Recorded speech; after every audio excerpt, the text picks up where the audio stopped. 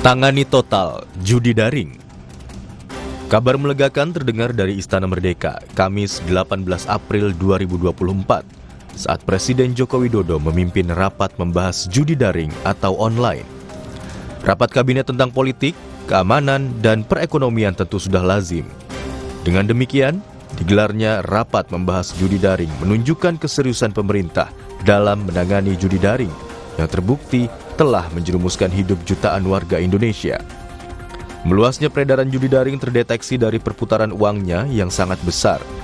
Perputaran uang judi daring di Indonesia sepanjang 2023 tergolong fantastis, yaitu mencapai 327 triliun rupiah.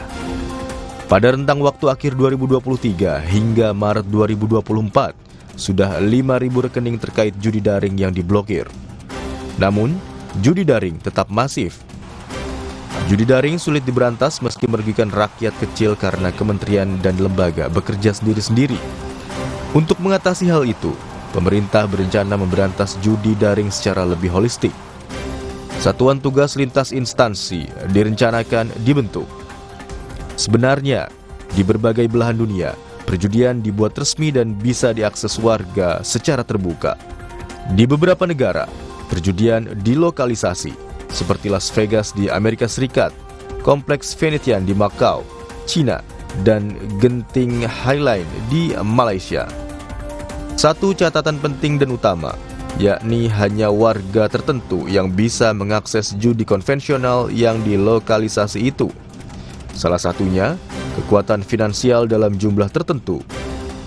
Ibaratnya, bagi mereka yang fulusnya tak berseri itu, hilang puluhan bahkan ratusan juta rupiah di meja judi bak main-main saja. Bagaimana dengan judi daring? Seiring dengan meluasnya era digital, judi model ini juga merebak di berbagai kawasan dunia. Situs judi daring bermekaran bak jamur di musim hujan.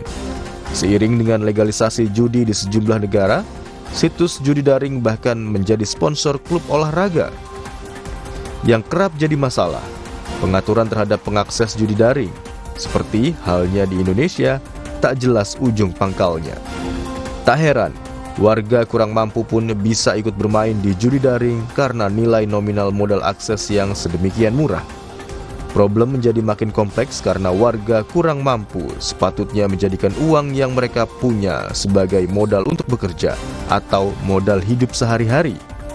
Ludesnya uang untuk berjudi berarti sesatnya hidup. Makna lebih dalam, mereka yang masih dalam usia produktif menjadi tidak produktif karena modal dihabiskan untuk berjudi.